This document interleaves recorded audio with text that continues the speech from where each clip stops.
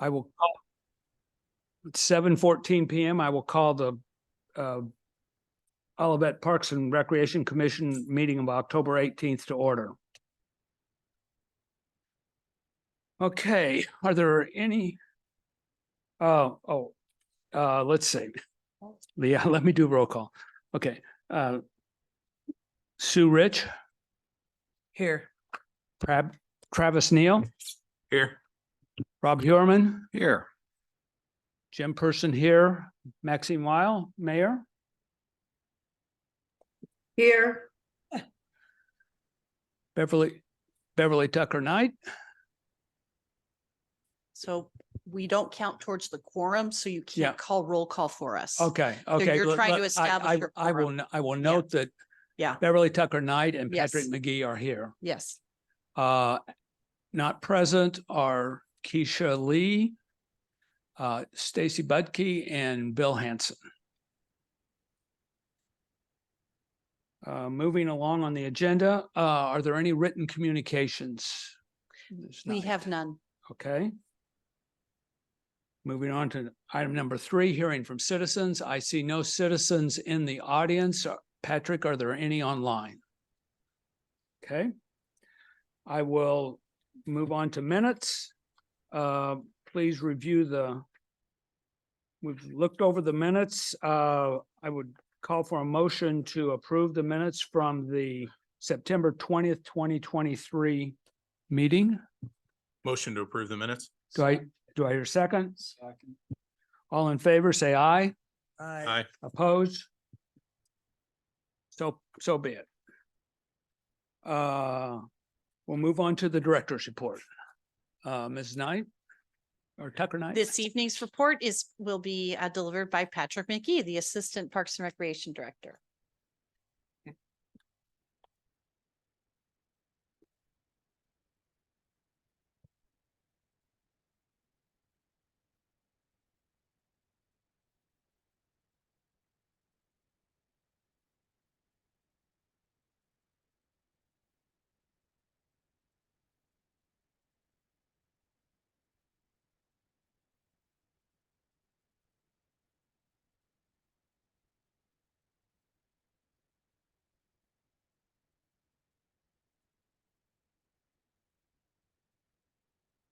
Maxine, are you able to see?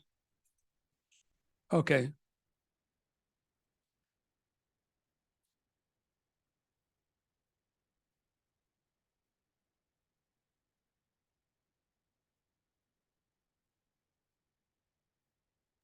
Fabulous. Thank you.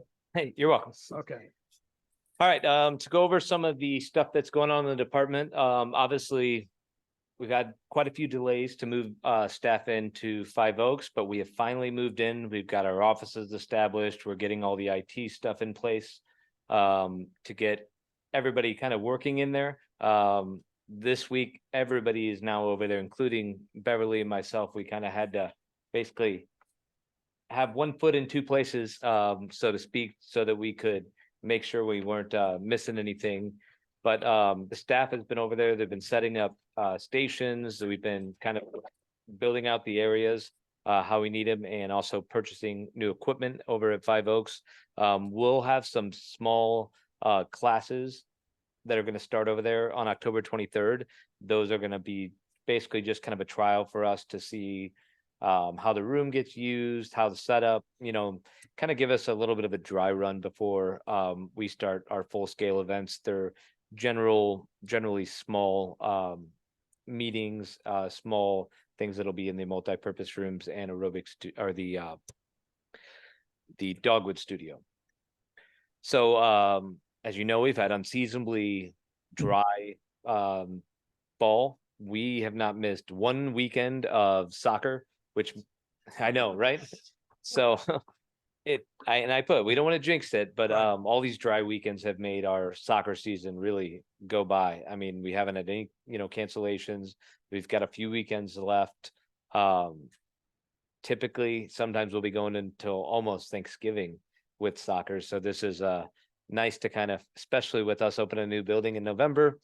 I'm glad for our staff that hopefully we can wrap this up that first weekend in November, so they can kind of focus on basketball and Five Oaks a lot more. So as I said, basketball is registration's open now for our youth basketball league. That'll close in November. And once we start building out those teams will start practicing later in December. And then games will start later in January. So we're anticipating that we're going to increase similar to soccer and baseball because of the partnership with Ladue School District. We're already meeting, I believe, tomorrow with the parent liaisons for Ladue School District to start building out teams for the schools. So Will all of the basketball be at the new community center? no, and there is a reason why we're not going to put all the basketball. We're going to have maybe some practices and some games. What we don't want to do is have members join because they want to play pickup basketball and then the whole basketball season be overrun with youth basketball practices and games. So we may have some, but we also have access to Ladue School District gyms, which enables us to have practices that off-site at a different location. So we're gonna kind of try to do a combination, but what we don't want to do is shut down the courts from 6 to 8:30 every weeknight just so we can get youth practices. And if we have alternate locations that are just as nice as what we have. A question for you on the partnership with Ladue School District. What was the catapult for that? Why, or I guess I'm asking why the change from prior years to now having a partnership with them? Well, I kind of have a little inside information on that. The answer to that, basically Ladue was kind of left out of a place to play youth sports because the closest one around here would be Clayton and U City. U City had such a small, youth sports leagues that, it wasn't really feasible to send teams over there because they would just not have enough to run certain divisions.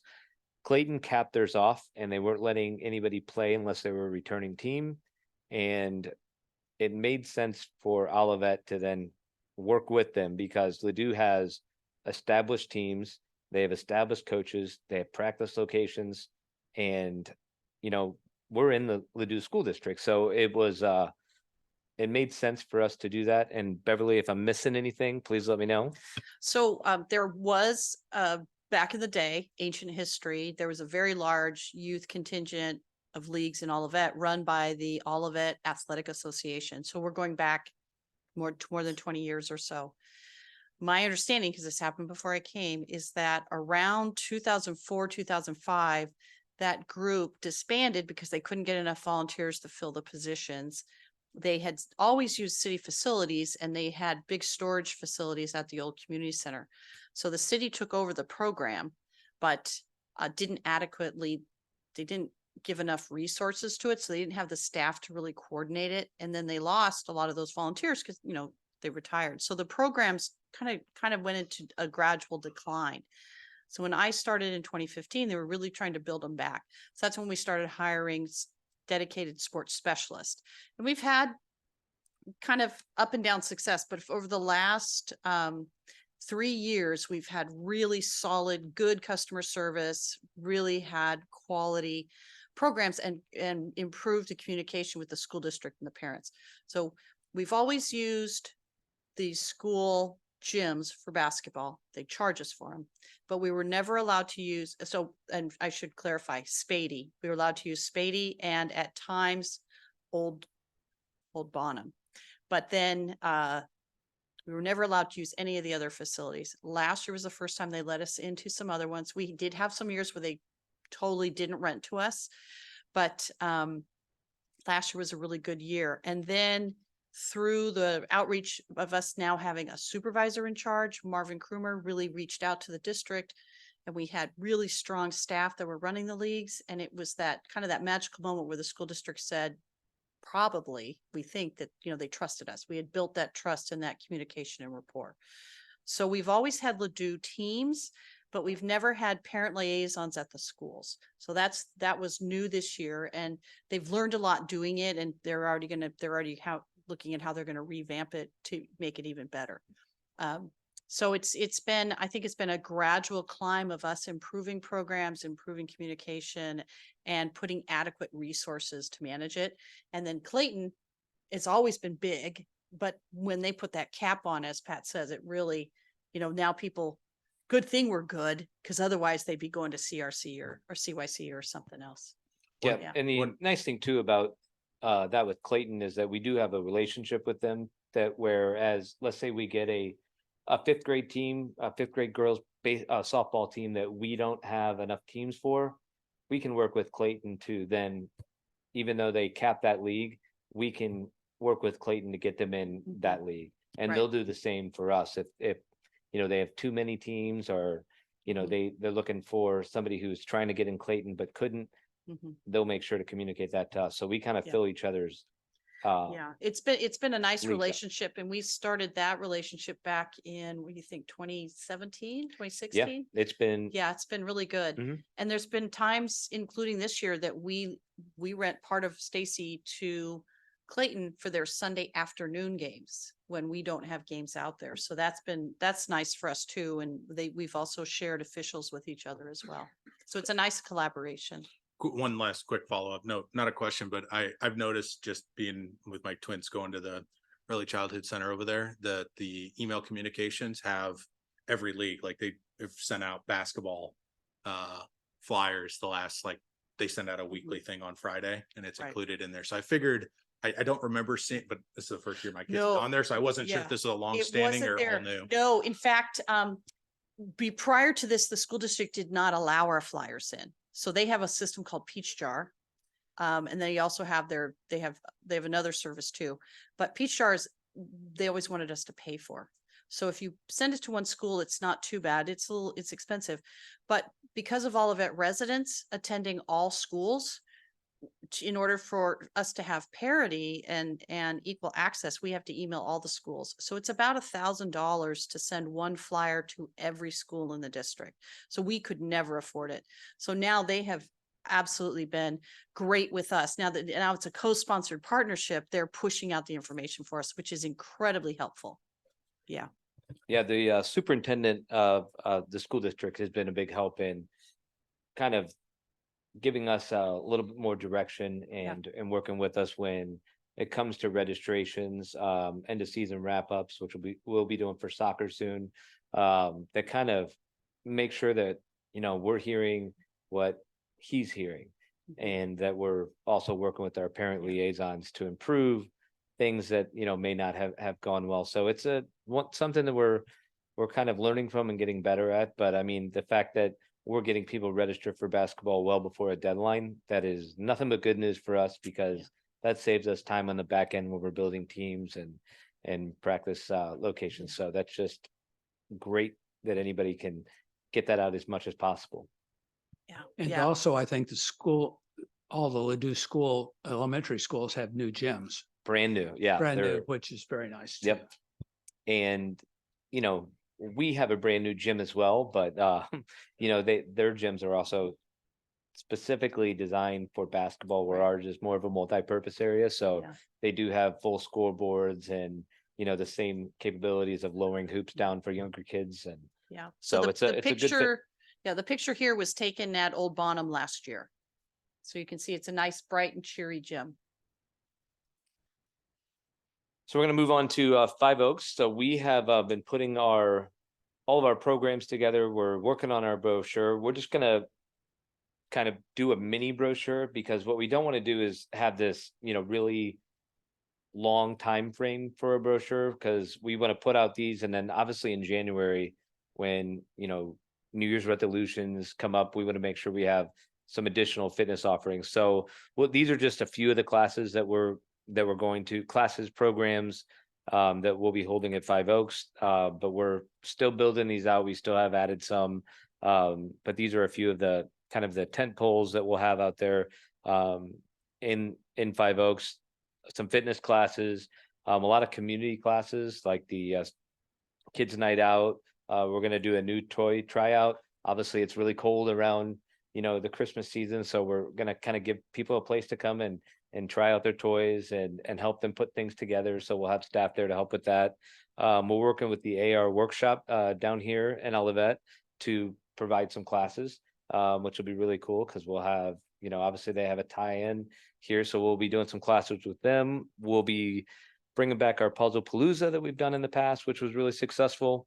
And we're gonna do some tot time where we have time for younger kids to go in the playground that older kids can't be in there. Also have some times that parents can take their kids and they can go work out. We'll have extra staff on duty to watch the kids while, mom or dad attends a class. And then of course, youth basketball will be, offering that and kind of having, like I said, some practices and, possibly a coach's clinic and a player's clinic at Five Oaks coming up. So those are a couple of the big things that we'll be doing, but obviously there's tons more to come, and we're excited to share the brochure with you in the mini brochure in the near future. Will there be, will the indoor playground have open times every day? So we are going to have a kind of a mixture because what we don't want to do is just open it and Right. not staff it. So obviously there's some dead times like during the weekdays especially. But the idea is that we're going to have some morning times, some evening times, and some weekend times when it's available. We may have some specific structure to them and the way that we book it, because what I don't want is a 9 or 10-year-old in there when there's a 3 or 4-year-old trying to climb on the same play structure. We just don't want kids to get run over or bumped off anything. So we're going to try to structure that in a way that enables kids to go in there and enjoy it and not have to. And will that be open to people, whether they're members or not? With membership or that have paid a daily fee, correct? So it will be a daily fee. For them. Okay. Yes. And remember, we're testing out a new building. So they're going to try things. And if they are successful, we'll keep doing them. If we need to tweak them, we will. And we'll be asking for a lot of feedback from the people that use it. Yeah, there is definitely one of those things that without having been in the building before and seeing how many people are going to come and what our target, market is going to be, we have a pretty good idea just based on the memberships and the households that we're, hearing back from. But it's certainly one of those things where we want to make sure we accommodate new things and kind of be nimble as far as program creation goes. And we also don't want to fire all of our bullets at once and just put all these programs out and think they failed because it wasn't a good idea. It just may have failed because we're a new rec center and people want to explore before they, go and start taking programs. So We'll figure it out. so our park staff, one of the things we just wanted to highlight, we had I believe it was a 9-week cricket rental in Stacy Park, and they had their championship in the beginning of October, and the Washington University Yorkers took home the championship. They've come out for a long time and played cricket at Stacy Park, which there's really isn't a close place to play cricket, and we have worked with the organizations to enable them to set up their fields in a way that they could go out there and play recreational cricket out there. So the park staff did a great job in assisting them with what they needed. Basically just a few things that we had to kind of help them out, roll out some of the softball area so that they could set up their pitch out there. The park staff also worked with the weed warriors in Worston Park. They were doing a lot of eradication of honeysuckle and invasive things that have grown in there since Worston Park's been closed. So they went out there and tried to restore those habitats. They had quite a few volunteers, some new, some old, some wide variety of people. So that was great that they could get through and work on the Sassafras Trail and surrounding areas to prepare for Worston getting a lot of people back in here. They also can continue to clean up Worston Park. For instance, today we had our entire park staff out there, cleaning out dead wood off the trees. They were cleaning that lower parking lot at Five Oaks. Every time you just hear the guys going back and forth on mowers and tractors, getting that place all ready to go. So they've been putting a ton of time into Worston while also, going out and making sure the fields are lined for soccer at Stacy and keeping up with all that too. So they've been doing a ton, and they're also, while they're doing that, they're also preparing for winterization, because we're just a few weeks away from that hard freeze that could we need to do a lot of winterizing of our park areas. So they'll be working on that as well in the next couple weeks. So we have our volunteer planting day coming up at Five Oaks. That is kind of where we work with volunteers as well as Olivette and Bloom to populate all those wonderful areas in front of Five Oaks. So the idea is that we've got all the plants already, and they're just going to assist with planting them, and we'll have staff there to help them. We've been working out a start time based on weather, and we'll be putting that out to the volunteers 9 to that 11. have showed interest to it as well. 9 to 11. Obviously, our park commissioners are more than welcome to come and encouraged to come. We'll if you do come, we will definitely have some little jobs for you guys to do, handing out some refreshments and helping get the plants and all that stuff in there. So if you do want to go, or you might be able to go, please just email me and bring the family if you'd like. Do we not have it? We do not have a time yet, though. We do. It's 9 to 11. So what time do you want, but your volunteers from the Parks Commission on Saturday? We would love to have you there at 8:30 Okay. if you can come. I'll be there. So we really, Brian's gonna set out all the plants and everything. We have to stage a lot of it because you can't bring all the plants in right away, but he'll be doing that in teams and shifts. We're also planting like, I can't remember, 300 or odd bulbs. And the bulbs may extend to another day, depending on how many volunteers we have. But we also will need people to help. We're going to have refreshments out there and coffee. So we'll need someone to kind of help with that too. So in any way you can, if you're not comfortable planting, if you want to support the activities out there, we'd love to have you. Thank you. We have also been interviewing probably at least 15 to 20 part-time positions for Five Oaks in the last few weeks since we posted them. We're still looking for tons of great applicants and great employees. So if you know of anybody, or you can think of any additional ways that we can get that out there, we talked to the school district to recruit some high school kids, as well as we have it posted on Indeed, Handshake, our website, social media, and constantly looking for new and innovative ways to get those positions out there, because we need them, and we need a lot of them, so that we can cover that place all year round. We'd really like to hire recent retirees. So if you know of anybody that has, that's recently retired and they want something kind of part-time and fun and community-based, we'd love to have them. So we're open to all ages. So what kind of response are you getting? For part-time, Yeah, for your positions. a lot. Sometimes they're great applicants, and sometimes they might as well be ghosts. They'll apply, we'll call them for an interview, they'll set it up, and then they will disappear. I think that's kind of common It's common. in a lot of the younger applicants, it seems like, Sure. because Indeed and other places like that enable you to apply for a ton of jobs at once, and you just kind of wait for the one you want to call you back, I guess. I'm not sure exactly what the thought process is there, but yeah, we've had a little bit of frustration with that, but we have gotten a number of applications, and we continue to go through those and call ones that we feel are qualified or worth following up on, whether it be high school all the way up to retirees. So we've got a wide variety, and also been reaching back out to past employees who have worked for the city, in a capacity like a welcome desk associate. So those are also ways that we're reaching out and trying to fill those positions as well. So What about volunteers? Are you? Yeah. Taking volunteers as well? Okay. We will absolutely take volunteers.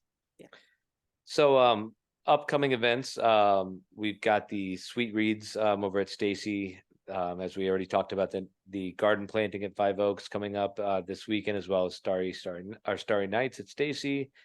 The 23rd, which is next Monday, we will be starting tours for the general public at Five Oaks. Those can be signed up for online on our website, and they can sign up. We have 10 people in each tour. So if you want to bring family, you're more than welcome to, not just, one person in each tour. So, and honestly, if we need to expand those because we're getting a lot of them, we'll do so, because we can take, 15 to 20 people if we have to. Also we'll have the Olivette clean out coming up here, as well as Harvest Festival. And then going on to November, we start to see some of the programs start to come out into Five Oaks, which is exciting for us. So you will see those there, and you'll start seeing a lot of promotional items for this in our mini brochure as well.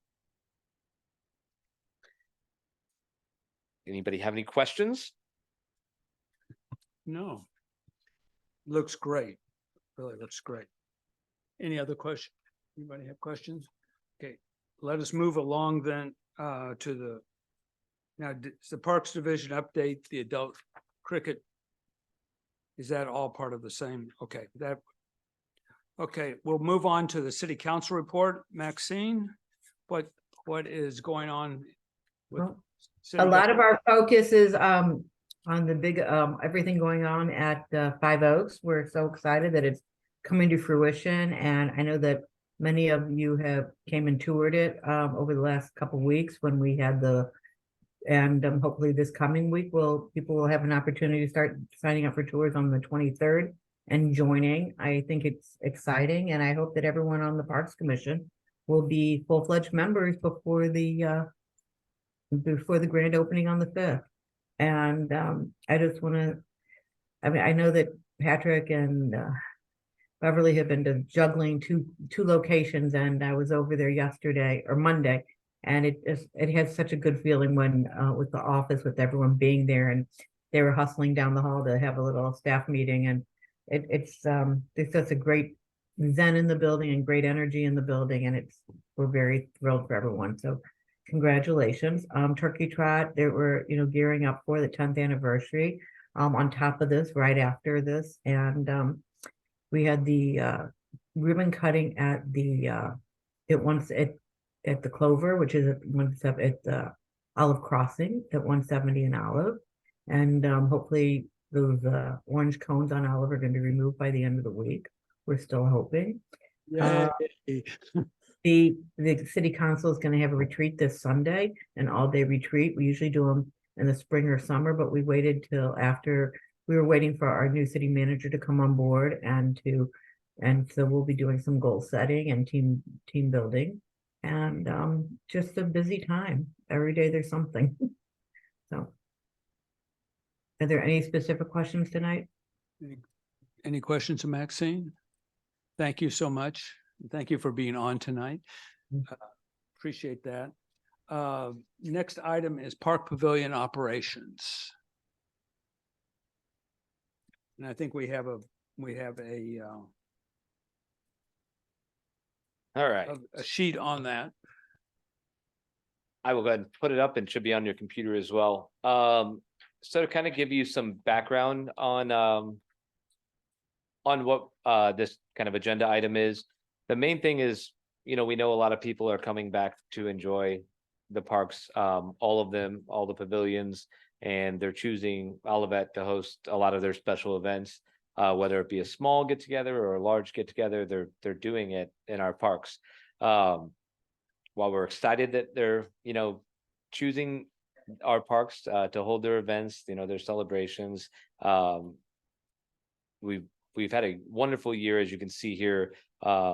Maxine, can you share or see that screen? Okay, I just wanted to make sure you could.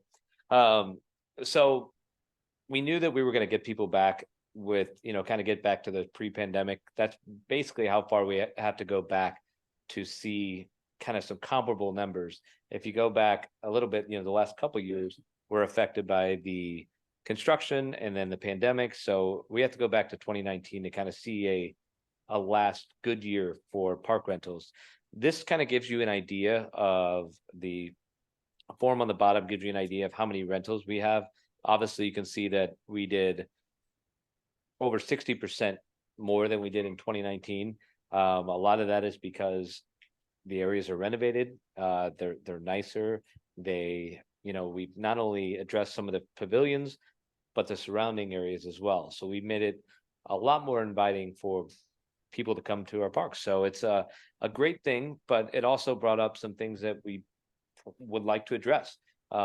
We are getting these rentals that are coming into our parks nearly every weekend, pretty much April through November. And some of the things that we wanted to bring up were some things that we noticed along the way this year. So for those of you that know, that don't know, we have a full-time park staff worker who works every single weekend to do all the cleanup and setup for all these rentals that occur. And that's in all of our parks and all of our pavilions. They coordinate with our staff, our rec staff, to find out who's going to be there, how many people, if they need to do any kind of setups, if they're going to have, any kind of special event permits. So we coordinate all that with our park staff who goes out and makes sure that everything's clean and set up for the rental. What we're finding out is that there are a lot of violations that are occurring. And since we have a full-time staff person there, we're seeing some of these things. Some of it is people just blatantly driving into the park. Some of it is people bringing barbecue pits as long as this dais into the park and barbecuing for large events. We are having people erecting bounce houses, killing grass, putting, signs, tapes, streamers, all kinds of wild things out there that our staff then has to clean up if it's not cleaned up after the rental. So one of the things that we would like to do, especially on the weekends, is to have $100 damage deposit that would cover things like spending extra time cleaning up after a large mess, fixing the things that may have been broken. We've had a lot of outlet cover broken off because people are putting in 15 crock pots on a extension cord. So we've had all kinds of things, but the $100 deposit, we want to have a way to address what our park staff is seeing on the weekend. Without it, right now, all we can say is you're not welcome back because you didn't adhere to our policy. We saw this, and it's really hard for our park staff to go out and address these things in the middle of a rental. That you need to take this barbecue pit out of the park, while the event is in full swing, or you have 50 people over your maximum. That's a very tough conversation to have in the middle of a full swing event. So with our park staff relaying that information, then we can withhold that deposit for breaking our policy, for not adhering to that, or those things. So that is one thing that we would like to enforce going forward. The other one is switching Stacy Park to a more of a full day rental, as opposed to 2 individual rentals, like a morning and afternoon rental. So basically what we're having is we're getting calls about somebody who wants to reserve the full day at Stacy, but we have 1 morning rental, so they will go elsewhere. And so we're turning away a full day rental for just a morning rental on a Saturday or a Sunday, where we could have had the full day rental. That's one part of it. The other is that we are doing cleanup at the end of one and before another. And sometimes if that first rental doesn't leave in time, we're now cleaning up while one rental is still there, while another's coming in, and we're in there trying to clean up that area to make it presentable, to clean the bathrooms, get toilet paper and all that stuff, that we want to be done before our next rental happens. We want to make sure that that's in there. So we've had a lot of issues with that at Stacy, and with that being kind of our largest space, more of the people that are booking rentals there could do a full day, and some may not need the full day, but they may want to have longer than our allotted time that we have now. So that way there wouldn't be that time constraint on your rental. We could go there, we'd find out when they want to have their rental, get it set up prior to that, and be ready to go for them. And it would be a clean, inviting experience for them.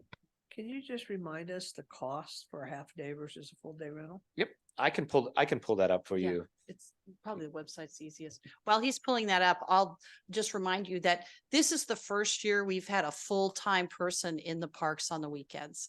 prior to this, we had a contract janitorial service that would come in and do the cleanings in the morning. And then they would come back if there were if there was a split rental, and then they would leave it for the rest of the day and then come back again in the morning. So we did not hear a lot of these violations because the contract vendor doesn't really know what the park rules are, and nor do we want a contractor telling somebody they're doing something wrong.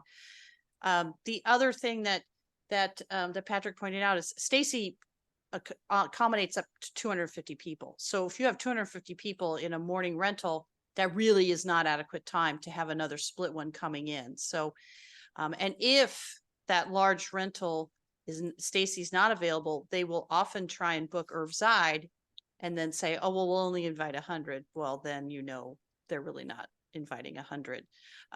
The other thing that's happened that I think is important to note is that this isn't a new behavior, but having this deposit could really help people motivate for this not to happen. And that is when a storm comes in and a picnic is in full swing, the group tends to just leave. They absolutely leave. And you would not believe when the staff come in, food is still all on the tables.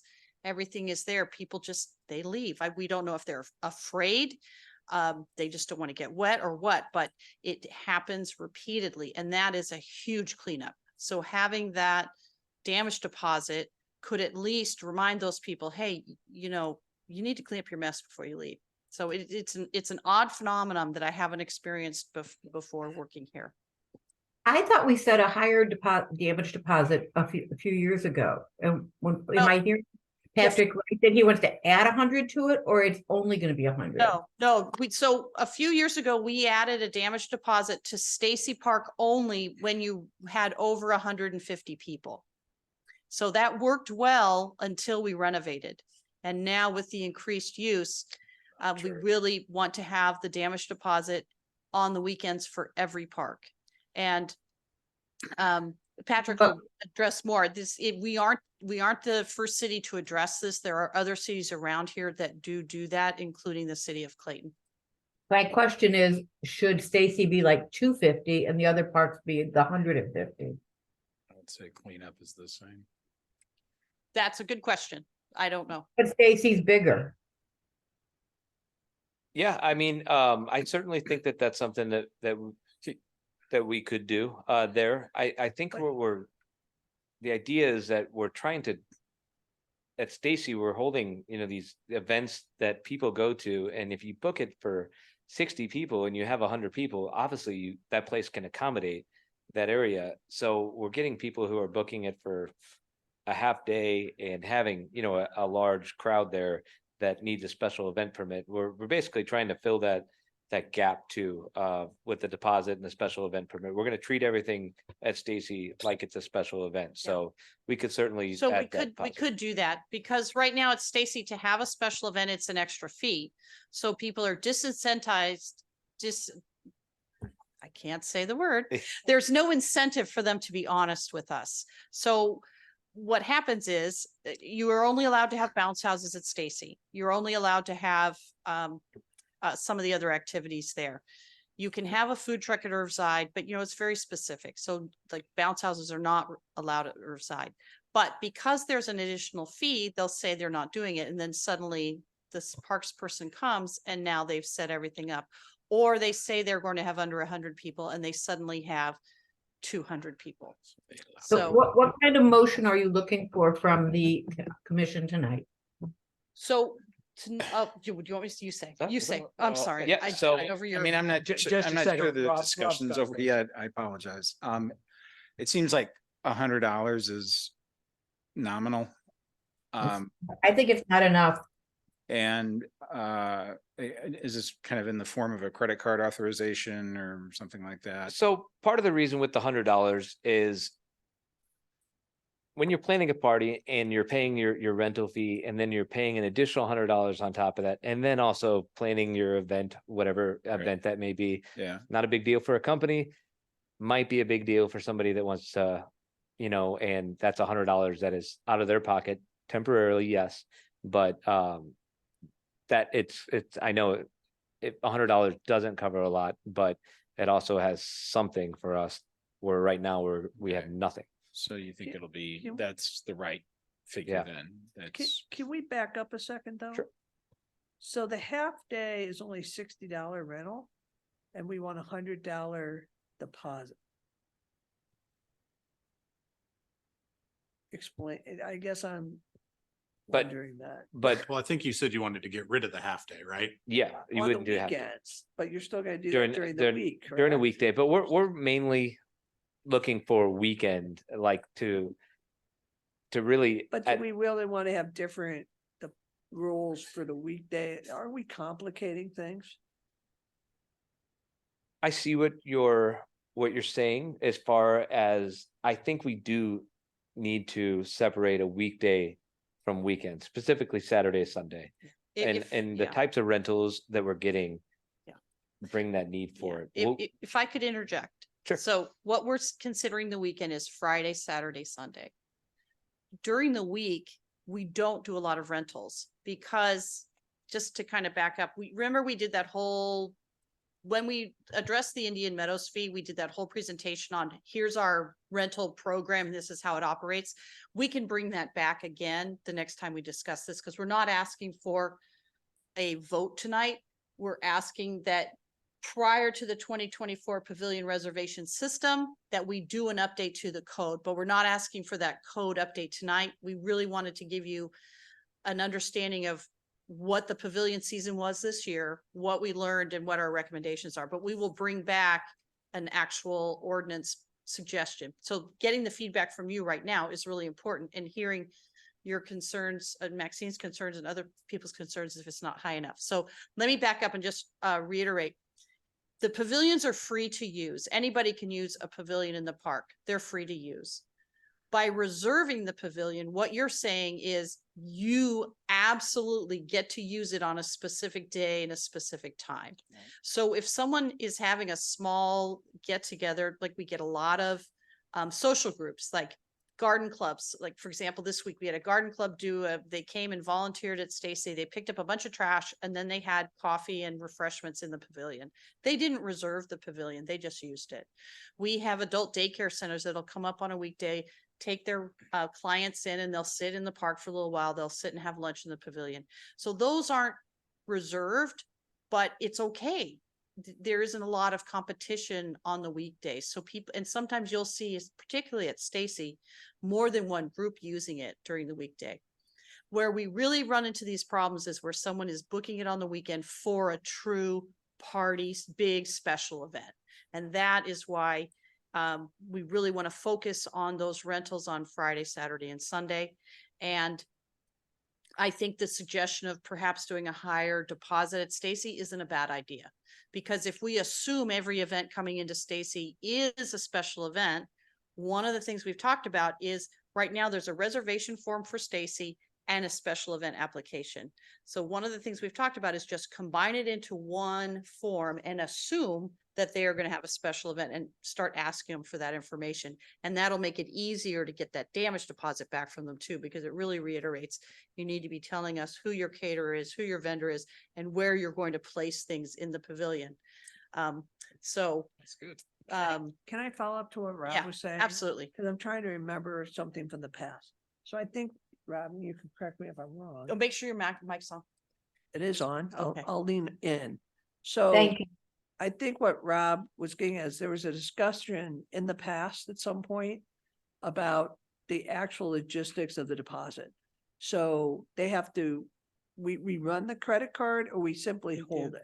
We run it. So that means that whoever it is has to be able to put that on a credit card. And the conversation in the past has been, that's a burden to certain groups within our community. So how are we going to mitigate that? Are we concerned about that? That's my concern about raising it, Right. is that you can't raise it for one group without raising it for another. And if we know we have certain groups that are more financially unable to do that, Mhm. aren't we excluding them? Right? Yes. Yes, I understand what your point on that. Yeah. No matter what the fee is, no matter what we decide on as the damage deposit, we do have to process it. because if you want to withhold money, but there's no money to withhold, so if they give us a check and the check isn't valid, or if something happens, I understand that, but Right, that's yes, that's why I don't want to raise it to Right. some higher level if we Mhm. can help doing that, just for the one or two off. I right, mean, because I think some of the underserved folks are not, they're going to be punished, mhm. and they're not necessarily our problem. The problem are more the corporate or the larger Well, events. and not I necessarily, don't know. no, Do we know no, that? we do know, and that is not the case. Okay, Everyone is equally culpable. okay. We have violations from schools and sometimes our best rule followers are the companies. Okay. It's family reunions, it's big parties, it's big birthdays at Villa where they drive the car in on the grass, and Villa only holds 30 people. So that is sometimes our lower We've seen groups. that. So yeah, Jim's definitely seen it. We've seen it Yeah. firsthand. Yeah, absolutely. So some of our violations unfortunately are in that socioeconomic group. So I think that having different fees for different pavilions makes sense because we have different fees for different pavilions. So having a different damage deposit is maybe a good idea, but the damage deposit really brings their attention to the fact that they need to follow the rules. So I think these are excellent points, and I think it really helps us craft a policy to bring to you, because we're not ready to bring a policy tonight. We are bringing what we'd like to do, and we really value your feedback. Yeah, and it's important to know too, that we have had several rentals that have gone wonderful and had a great time and didn't Mhm. leave a mess, they're not all bad, but we want to address the ones, that are problematic for us so that it's less problematic going forward. Yeah, so I have similar thoughts as that Sue had. I think the big thing that I'm running through my head is this the McDonald's hot coffee example, right? Is this we have one bad actor and we're just jumping to, hey, deposit. When you say we're full weekend rentals, right? 3 days a week, generally from April through fall. Like, are we talking 5% of people fall into this bucket? Are we talking 70% of people? Yeah. And of the people that fall into to the issue, does the $100 solve our problem?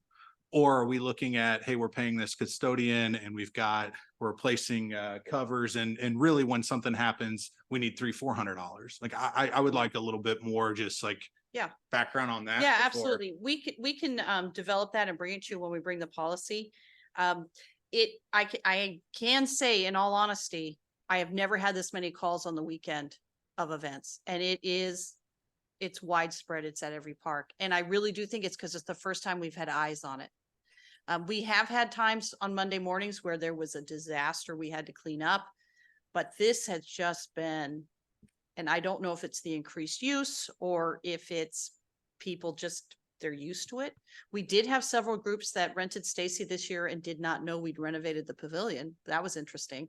So when they got there and all the things they'd always ever done, they couldn't suddenly do. So, that was kind of a shock. I didn't know anybody didn't know that we had, I just didn't know that people didn't know. So one example was the Tulane, every year Tulane University reunion happens there and they do a crawfish boil. The crawfish guy got there and he almost lost his mind because he used to always pull his giant truck up and he'd use the hose and fill his pots. He couldn't do any of that. So I don't know how they didn't know that we had renovated. I mean, yeah, So- it's just very interesting. In that vein, when people rent pavilions, Mhm.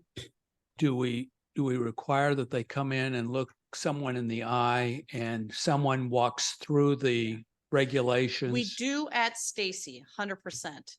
At Villa and Irvside, we do allow online bookings. And we could I'm- eliminate that.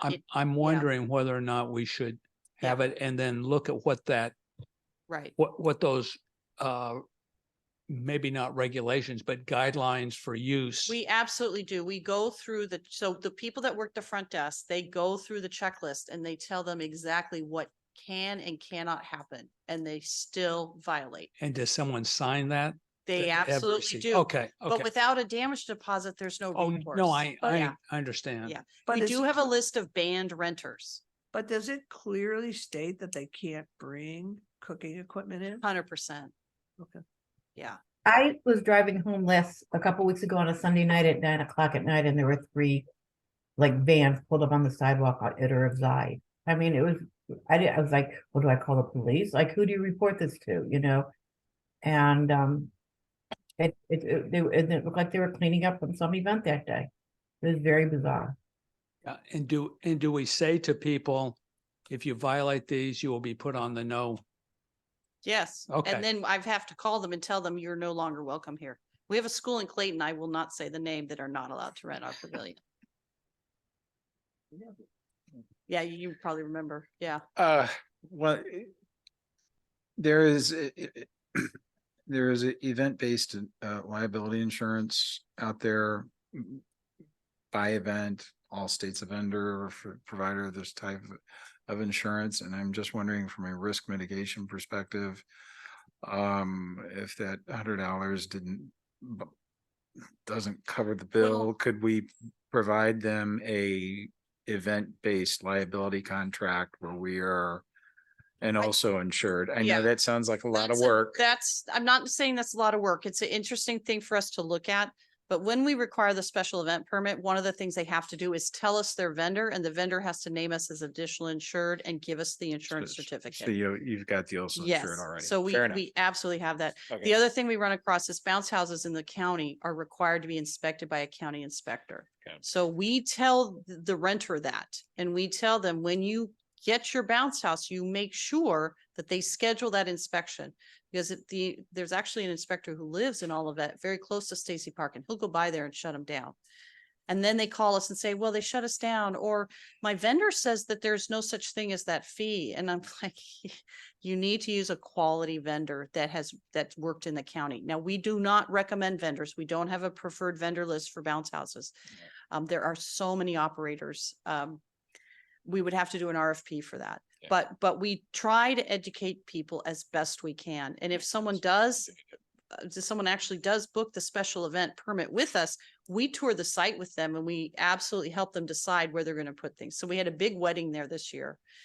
It was a very big wedding, and it was a very long planning process, and it went beautifully, except for the sewer backup that day. But we got it done, got it cleared out. But that's why we have that. So that costs money, but the staff go out, they meet, and they reassure the family. And that family, we actually help them get their vendors in. We worked with them, so it didn't damage the park. So the groups that are bringing in the illegal vendors that are driving all over the park, if they'd had that special event permit, we could have prevented that. Yeah, gotcha. Yeah. One last piece of feedback on the half-day split. I think that's a good idea. It makes sense. I mean, we're paying staff people to go in and clean the same area twice. I mean, sorry, we're talking a lot about the Yeah, deposit. I just no wanted to problem. circle Yeah. back to that on my thoughts. And just to kind of reiterate, we still recommend allowing the half day on the small parks, because they're particularly village, it's Birthdays. it's kids' birthdays out there. That's really what's happening. So I've totally taken over your, I'm going to step back and you can wrap it up. So if you want to read the recommendation. So I think you've gotten Mhm. a sense of it. We'll look forward to having a specific proposal come back. And maybe if we can see that ahead of time, so that before the meeting, then we can work on that. And then Well, as long as we're not opening a new community center, Jim, that shouldn't be a right. problem. No, I understand. So you're really talking early 2024. Yeah. And We want to do it in enough time that we can publicize it ahead of pavilion season. Yes. Yeah. Yes. Okay. When do we open the pavilion registration, or is it open all the time? now? It's open a year in advance. Okay, so 1 year in advance of the date. Yeah, so is still the the deal. season starts April 15th. That's when we that's when we reopen the restrooms. The So we rentals need to really do pick up this. in May. We need to do this probably February, March at the latest. Well, maybe earlier, because Yeah. we want to get it in the city newsletter. Okay. Wait, you don't want it for 24? No, we do it probably December, January, so that for 2024, it's in the city newsletter But That's what I'm but- trying- but- before the start of the rental season. yeah, but I thought you still, just said that January 1 is when that opens. No, April. no, April 15th 15th. is. when it- Okay, Yeah. thank you. Okay. but conceivably, You have to allow, and you have to allow time for it to go to city council, right? yes. That's right. That's right. Yes. 2 readings. So that's why I Yeah. said it would be early-ish Right. 2020. Probably. So I think So- the other thing to think about too is that we will still have people that have reserved the pavilion for next year that do not fall under that. But the staff will absolutely reach out to them and tell them, hey, you're grandfathered in, but this is what we're looking for. What the expectations are. Yeah. Okay. Yeah. Anything else from anyone? Okay, let us move along to the fee ordinance update. I believe that there was some discussion at the last meeting. However, like to bring this back and see some of the basis, because I think we're going to see a lot of fee information or questions over the next year as we move into the You want my PowerPoint, to the please? new community center, as well as looking at what other municipalities are doing with fees and whether or not it's necessary to have specific fees and ordinances and so forth. So Beverly or Patrick, do you want to go ahead and discuss the proposed fee ordinance the update? And also, is there anything that we need to do? Is there any motion that we need to do tonight on this topic? Yes, tonight Okay. has a motion. Okay, Yes, so, yes. So if you could move the people. Can you, no, yeah, sorry. See the little screen? Yeah. There you go. Okay. yeah, So, this evening I wanted to, with the report came out late today, and I apologize for that because we have been, we're behind in a lot of our jobs, but you all have an opportunity to read the report. But I'm going to go through the key highlights of it, and then I'm happy to go back and go into more detail. So we are proposing some changes to the fee ordinance. So as a background, I just wanted to give everyone an understanding that in 2015, the Parks and Recreation Commission first really started updating all of the Parks and Recreation facility rental fees, the policies around those rentals, and addressing the programming. And it has been a really long process. And at the time we undertook it, we knew it was going to be a multi-year process. So we've been chipping away at it for a long time. Sue has been on the commission for a majority of that time, as has Rob, and they've been instrumental in a lot of this. So I wanted to kind of give new commissioners an understanding of what the process is when we look at fees. So one of the first things we did in 2015 is we identified that all of the fees need to be updated. Some of them hadn't been updated for 10 years. Some had been even longer, and they were very outmoded, but we didn't know what things cost. So we really had to figure out, what does it cost to provide this service? So we did a lot of research into how much money are we bringing in? What are the operating costs? And we decided to base it strictly on the operating costs, which are the part-time staff, if there are any, the cost to mow, the cost to clean, what the vendors cost, all of that to come together to really figure out what it was. It was a big undertaking. So we selected the pavilions first because they were the easiest. They were the least complex. So we went through to find out what was the cost per service, how many people were using it, what were the policies. We did cost comparisons with other cities, and Rob helped us create a beautiful spreadsheet that we still use today. And then we had a working group working on it, staff worked on it, and then we brought it back to the Park Commission for review and discussion and refinement. And in some cases, it would come back 3 or 4 times. Sometimes it was just once and done. It really depended on what we were working on. And then the commission does the recommendation that goes on to the council. So next slide. Oh, let's see if it. No, that's okay. Next slide. Okay. Can you do it? okay. Okay. Oh, no, go back. okay, so this was our progress. So in 2015, we developed the process and we were successfully changed the policies of the pavilions and adopted the fees. Then we tackled community center, which was really complex. And that was at the old center. And that was a real eye opener for us. And we were really able to get down to what does it cost to open the door of the center. Then when they built this building, we took on this building, and it's similar to where we are now with Five Oaks. We didn't know the cost to operate this building. So we did some best case scenario guesses and established the use fees, use policies, and fees for the community rooms here.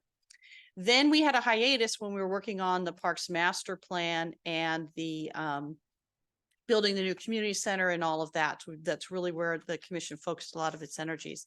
And then we came back in 2022 when we were asked to adopt, the council directed the commission to come up with a policy, use policy and fee for Indian Meadows. So we went through the process again.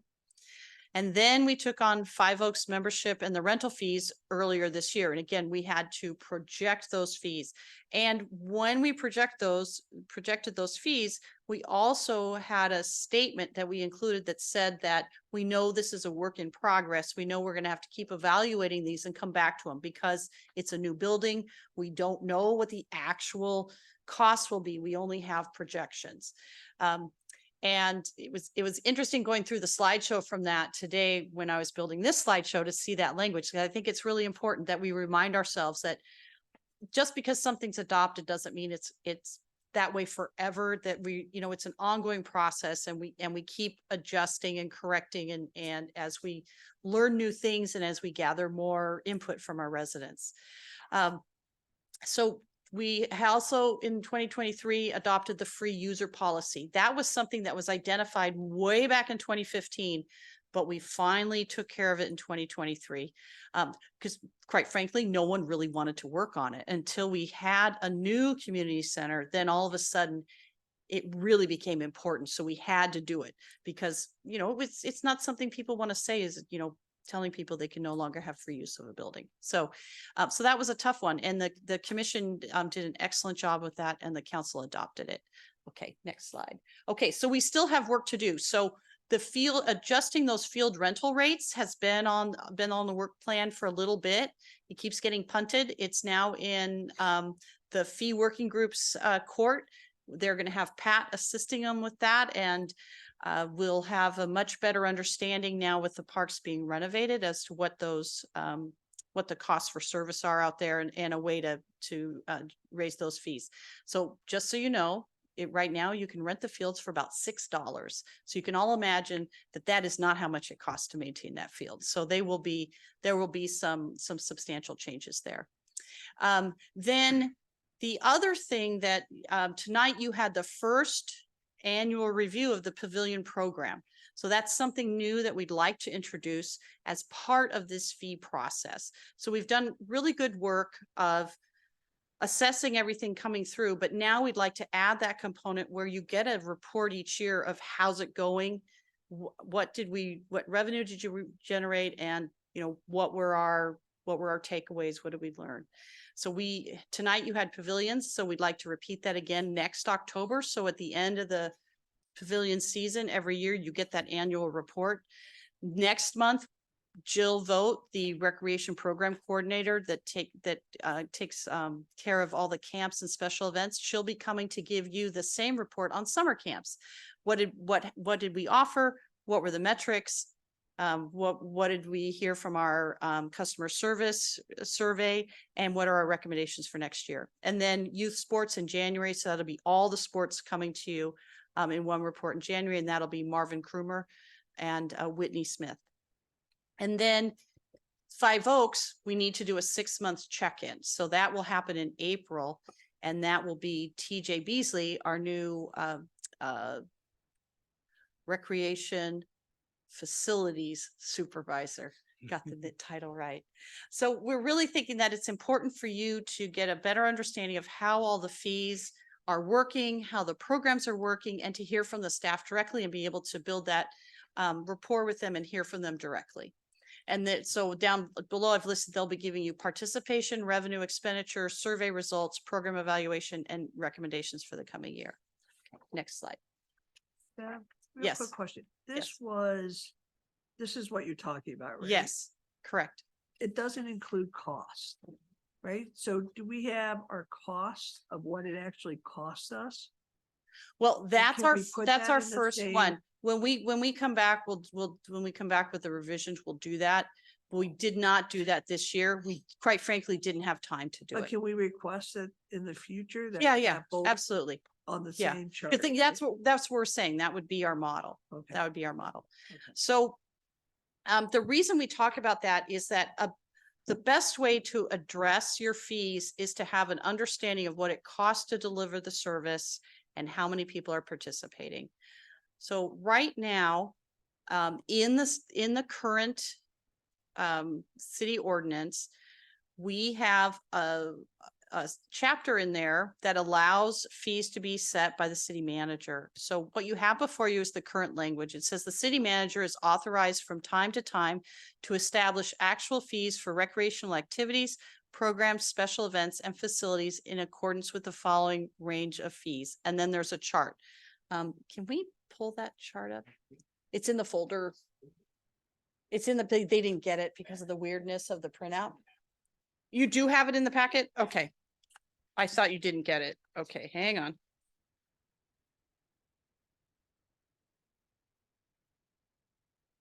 Oh, there it is. Yes, I apologize. I don't know how it like it book printed it or something. So these fees, you can tell in here on the ordinance, they were last updated in 2005. So this again was one of those things that was way out there on the horizon. We weren't really focused on it. And it's at the bottom of the ordinance, so you don't really see it. But when we started looking at some of these fees that are going to be required that we don't have, it really kind of brought home the fact that, well, we have all these fees in here that we're not in compliance with. So what happens in other cities, such as Clayton, Webster Groves, Maryland Heights, and Brentwood, they just have a statement that you're allowed to charge fees, and then they do it through their annual budgeting process and through the annual reports, so that you have a much more nimble way to respond to changes. If you set, like, for example, one of the things we didn't anticipate in the new community center is we have lockers, but you need to bring your own lock. So a standard practice is that the center has a collection of locks, and if you need a lock, you can come borrow one. We put in your account that you've borrowed a lock and you go use the locker. Well, when you leave, you got to give that lock back. Well, sometimes the locks don't make it back for whatever reason. I can't tell you how many locks we have in our home from someone else that I share my domicile with, but there are several. So what happens is then we have to charge for that lock. And then we're not going to make a profit on it. We just want to recoup back the cost to buy another lock. So rather than have to go to city council every time the cost of the lock change, having that flexibility for the city manager to set the fees on an annual basis is much more nimble. It's much more responsive form of government. So we're recommending that we take out the chart and we put a period after facilities, so that when these incidental fees come up, we tell you they're happening, and then we set the fee. And then it does not require coming and having 2 ordinance readings with the city council. So I'd love to hear your thoughts on that. It is a shift in operations for us, but I do think that it's an easy way for us to remain in communication with you, what's happening. And, we are saying that we will be as communicative as possible to you with these fees. Does anyone have questions? Yeah. I mean, it seems reasonable. I think the first thing that pops in my head is, what are the cons? I don't know enough about this, but Yeah. when other governments put this in place, what are the negatives? What are the obvious things that we should be aware of? Because when I read this, this is the common sense way of doing it, would be my just gut reaction. Sorry if that's not the case. Yeah, no, curious what the cons are Yeah. and what we might be not Right. thinking of. Yeah, so there was a trend in the, it started in the 80s called reinventing government, and it was trying to cut out all of the government red tape that had built up over the years. The military took the brunt of that, but there were all sorts of other things that happened. There were cities that took it quite to heart and really went through that. So that's when you saw a lot of the, some of the sunshine laws come in, and then a lot of easing of, you need this form and that form and whatever. So that is when a lot of these detailed giant ordinances stopped, because it's onerous. It's an incredibly onerous process for the staff and for the commissions and for the council. So as far as cons go, I don't know, because for example, the city I worked for, they had a master fee schedule that they did every year as part of their budget. So they just had, it's just printed in the budget document. We don't do that here in Olivette, but our fees that we have are posted on our website. So that makes it an easy way. So it, you know, more residents are going to look at our website for our fees than go into the city code to find them. So I really not sure what the downside is, other than saying that it's in a permanent record somewhere. But our commission minutes are permanent records. So we, you know, we never purge commission minutes there. We always retain them. And even the ones that aren't on the website, I think the website goes like back to 2014. All those paper copies we still have, and we still keep them in the vault. And if someone comes and asks for them, they get them. So I struggle to find the downside, but I'm sure there must be a con, but I don't know. But I'd defer to the mayor and see if she has any cons. Can I tell you, I don't know if it's a con. Yeah. But if you don't have a good record of the cost, you can kind of run into problems. That's why I'm asking Mhm. if we're tracking. We had the same conversation way back in 2015 when we were trying to figure out what it really costs to like clean a room. Right. So Well, what? that's an expense. That's not a posted fee.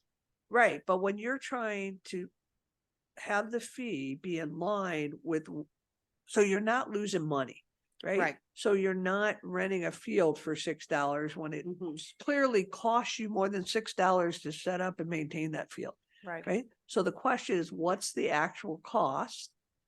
And I think if we don't hard code the fees, there's no downside.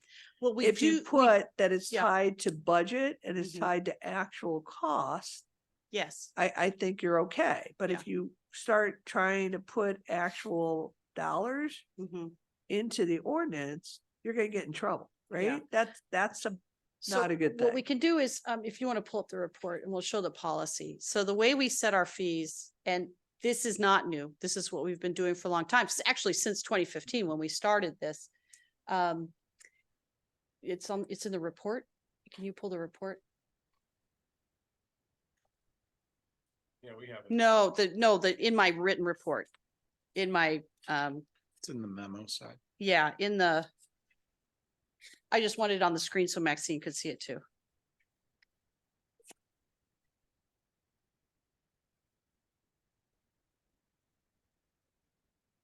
Here it is. Okay. Yeah, So right now there's a right before the that's recommendation. what came out today. I did read that. So that's why I want to make sure we pulled this up so you can see this. Can you zoom in a little bit? Patrick's bringing it up, Maxine. Well, Okay. while- Okay, While great. we're waiting, one Can you thing zoom that in a little bit? the only thing that I could see that some people, and I'm not one of those people that would say there's less transparency, but I think we can answer that question because we say it may not be in the code, but it's out there for Mhm. people to see. Yeah, And it's reviewed by Right. us and it's reviewed by council on a regular Right. basis. So in some respects, because our code is so outdated, none of these fees in this current chart are current. And they haven't been since 2005. But no one has any question how much summer camp costs. So I do think we have a good track record of being transparent about what our fees are. Are we transparent about how we set our fees? Not so much, except for during our commission meetings and our council meetings when we talk about it. But so what I have down here is, if you see here, one of the benefits I talk about in the report, it encourages more regular review of program fees and analysis of cost recovery levels when it's not in the code, because you have to look at it every year. It forces you to look at it every year. When we set the projections for Five Oaks on Warson, one of the things we talked about was doing a regular review of what our revenue was, because remember we wanted to be able to have all those fee waiver programs, and they kind of slowed our roll on that because we had to get the building open and start seeing what our revenue was before we started giving away the building that we have to recoup back the cost on. But it doesn't mean it's not something we want to do in the vision. It just means that we had to table it for a little bit. So right now in here, what I've written is rates for Olivette recreation programs are currently set based on direct operating expenses. So this includes supplies, contract expenses, and part-time staff if applicable. So the reason that it says direct operating expenses is we made a clear decision in 2015 when we started doing this, is we were going to do direct expenses only, not indirect overhead. So we do not have, the programs that we charge, we are recouping back those direct operating expenses, but we are not doing the indirects such as medical and health benefits for full-time staff. We're not doing the cost for us to cut checks at the finance department. So all of those things that don't really go away, whether you're offering the program or not, we're doing the tangible ones. So if we're playing soccer, we're covering the cost of the balls, the paint on the fields, the officials that are officiating those games, replacing the nets, the medals that we give out, the uniform shirts. So all of those fees are included in that rate. So cities are not designed to make a profit. We just want to cover those operating expenses. But we do have, in areas where it can get a little pricey, we do have that wonderful fee waiver program that we operate. And what you'll be happy to see is when we bring in the report next month, we gave fee waivers, but we did not, our revenues kept pace to cover the cost. So we didn't go into deficit spending on summer camps, even with the fee waivers. So just to clarify something process-wise. Yes. Because it says in your thing here that it goes before the council as informed. So this is. No, it says that it says that it will. It says that it encourages more regular review. So then it says staff presenting program area reports for the commission on an annual basis is an excellent way to keep the commissions and subsequently the council informed. But to the transparency question, Yes, does the council vote on the recommended fees, no, or they're just No. told what they're up? no, the council has already authorized the city managers to set the fees. That's already in the code. There is a chart in there. We think the chart was added in 2005, but it doesn't negate the authorization the city manager already has to set the fees. And in other sections of the 240 code, it says that the city reserves the right to change fees at any time without noticing the residents. But yet we hard coded them into the ordinance. Right. In Right, 2005. which doesn't Well, really make but sense. we have a whole series of fees in there that are Right. hard coded, but there's that statement is still there at the very beginning of chapter 240. That happened in 1998, 2001, and 2005. Not necessarily. When you What- go back, it's a mixture because it's updating that section, but it Yeah. isn't necessarily the fees. Okay, Yeah. okay, but Yeah. anyway. Yeah. So I would, do you have questions? So- I'm still trying to understand from a wording standpoint and a process standpoint, who sets the fees and who approves those fees? The fees are set. So if you want to pull up the code again. They'll be set through the budget. When they're setting the budget and when they're working on it, we won't have to weigh in on that. There'll be more of a report to us. And then the And the one- budget, Now, then the Budget budget, is before to you, but we all see the budget in preparation for the new year. And Jennifer Yackley is the new city manager and is Beverly's supervisor. We are giving her permission through the wording on this ordinance, that from time to time, they may establish the actual fees for recreational. And I had a conversation because I didn't understand the comment about time to time. So say 1 year, we feel that, there hasn't been an increase in some of these expenses. There may not be a raise every year, or an increase every year in the programs, or in the sports, or in a specific area. It's when there needs to be only. And it's authorizing her so that we aren't looking, in 22 years, or how much, I had a tooth pull, so I don't know, can't do math tonight. But when we're looking down the road, here, we did this in 2005, and we're looking down the road, it won't be, we're not locked into anything. We're putting our trust in the staff that they're gonna do right and make it help the budget balance, but like Bev said, we're not gonna be including some of the, we're not including the benefits and certain things. We're only including the things that make the programs run and operate within the system. and then we- that gets shown in your budget that you end up approving. So Yes. you guys are approving the budget. Yes, the budget's approved every Okay, year by the that's city just- council. Yeah. Yeah. so And there- when we prepare the budget, we do revenue projections and we do expenditure projections. And that's how we figure out what we're gonna charge for the programs.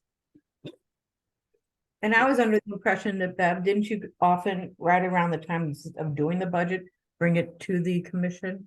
No, the commission Never? weighs in Okay. on capital expense priorities. Okay, thank you. Is this? Sue, does that help answer the question? Yeah, I think that clarifies the transparency. I was just trying to get that answer of where that transparency is. Okay, Thank you. you're welcome. Does the revised language pass muster with the city attorney? Well, the city attorney sees it when it comes as a staff report to the council. Fair enough. Okay. So I think the next move was that we would make a recommendation to council to, Yeah, can you? pull to that make the, or to zoom in make on the that? changes in it. Then it would go to, it would go to council. And at that point, it would be, Zoom in the on the city attorney would recommendation. weigh in on that and go from there. Yeah. The So- recommendation, zoom like in on the recommendation. So move- Patrick's zooming in on the recommendation for you. Yeah. So the recommendation is to repeal section 240.08 and replace it with the city manager is authorized from time to time to establish actual fees for recreational programs, special events and facilities. And that is really what that's where 240.080 says today, but then there's the chart underneath it. So we're essentially taking away the chart. And some additional language. And then the language that says actual, in accordance with the following range of fees. So can I call the question? Yeah, I would entertain the question. So I'd like to recommend the commission endorse the language as presented as a revision of section, or as a repeal of section 240.080. I think that needs to be a motion to recommend to city council that they adopt this. I didn't think we had the power to tell them what to do. Well, no, we're recommending that they make this Oh, change. okay, all right, so I would move that the language, I move to, that the commission recommend. That's right, let's. Recommends to city council. Why don't you call the question? Why don't you? No, okay, Go ahead, just. okay, yeah, It's that- late. yeah, okay. That the Parks and Recreation Commission recommended the city council to adopt changes to section 240.080 programs and classes to replace it with let's see, to replace. Go, yes, Maxine. Update the ordinance too. To update section 240.080 to include only that the city manager is authorized from time to time to establish actual fees for recreational activities, programs, special events, and facilities, and to delete the current wording in that section. Does that make sense, Maxine? Absolutely. So moved. Okay. Does that? You need a second. May I make a suggestion? Yes, please do. Yeah, that is too long of a motion for us to write. How Okay. about motion to recommend the repeal of the section programs and classes and replace it with the stated language? And then we'll leave it up to the city attorney if it needs to be a new section or whatever it needs. Yeah, well, we have to write a whole ordinance. So this is, you are approving this evening that this change is forwarded to the city council. Okay, Yeah, so you could say, so basically this wording. yeah. Or you Uh, could even say, motion to approve the recommended changes to be presented to the city council of section 240.080. and replace it with, You don't have to put, Maxine, I don't think you need to say that, right? Because they're just Yes, you do recommending, not. they're recommending that the proposal be forwarded to the council. Yes. okay. Yeah. Do I- And I believe you can say, recommend the proposal. I move to recommend the proposal. So Now I essentially, forgot. Can I take an attempt at? Absolutely. yeah, please do. So I'd like to motion that we repeal the current ordinance section 240.080 programs and classes, and that it be replaced with the proper language. Is it good enough? If you go, okay. I keep excuse me, thinking, if you I keep go- thinking it in my mind and then it doesn't come out of my Okay. mouth. If you look at the recommendation at the end of Beth's letter, that's all you need. Where it says recommendation, it's 3 lines, that's all you need. So the So the recommendation to recommendation the is to council. repeal section 240.080 programs and classes and replace it with this. The city manager is authorized from time to time to establish the actual fees for recreational activities, programs, and special events and facilities. Period. Period. Is that okay? Okay.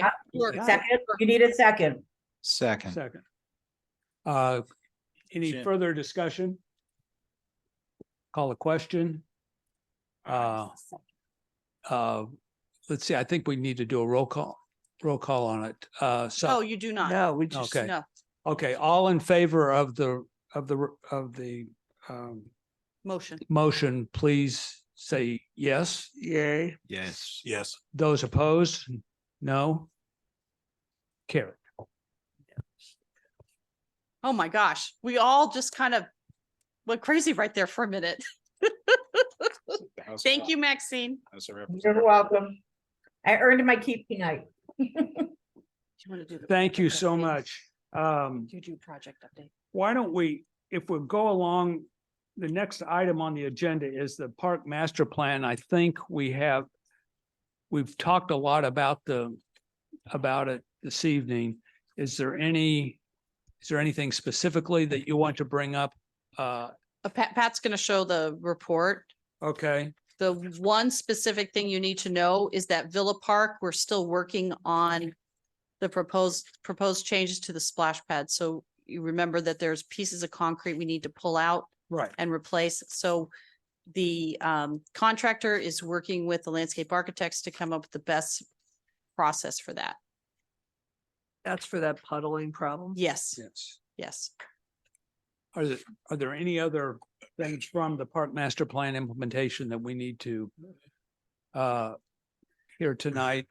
No, Okay, Just a quick question for the benefit of the residents of the where do I live? Worsen. Um, a lot of activity going on, as you stated, on cleanup and moving things around. In the Worsen Park area, there are questions about how the current playground space, what will be its end state for the near term? So we have not punch list that area. We haven't taken control of it. They've been putting all of their resources to get the other section ready for punching. So I believe on Thursday, they're doing the walkthrough of the landscaping at Five Oaks. 2 weeks ago, they did the Greenway. So they will do the Warson splash pad last because it lost its priority because it can't open for this year. Right. So I have a lot of concerns with that playground. They have to make it right. So it's not done and we have not accepted the project and we haven't punched it. Okay. Yeah. Thanks. It has passed plumbing inspection. Okay, as we move along the annual work plan and commissioners' reports, I think we've also had discussion of that. As we're looking forward to the Five Oaks opening, I believe also that we've all been invited to an opening next Thursday. And if you haven't responded, Next Wednesday, I thought. okay, okay. Okay, we have the Five Oaks opening. We'll need to work on some of the group meetings and so forth, Yeah. and we'll move forward on that. So the grand opening on the 5th Hmm. starts at 1 o'clock. Mhm. There will be remarks and the ribbon cutting, and then there's a whole host of activities for all ages. If commissioners are available to assist us that day, we would be most grateful. Okay, And how early do you want us there? Sunday afternoon what time do you want us there? on, But- On Sunday, the 5th? You on need us like that in the morning, like 10:30 to 11, or you need us 12:30 on? I don't know yet. I don't know yet. Okay, The working group needs to, the group working on that has to come up with that. We don't have it yet. Okay, and that's Yeah. being planned by staff? Yes. Okay. Okay. Okay, Count me in as much as you need. Thank you, Maxine. yeah, and me as well. So, is there any other? We've seen the dates. I think we've talked about that in the director's report. I will entertain a motion for adjournment. Anyone? I motion we adjourn. Second. All in favor, say aye. Aye. Aye. Opposed? We're adjourned. Thank you. Okay, can you stop the recording? Maxine, stay on.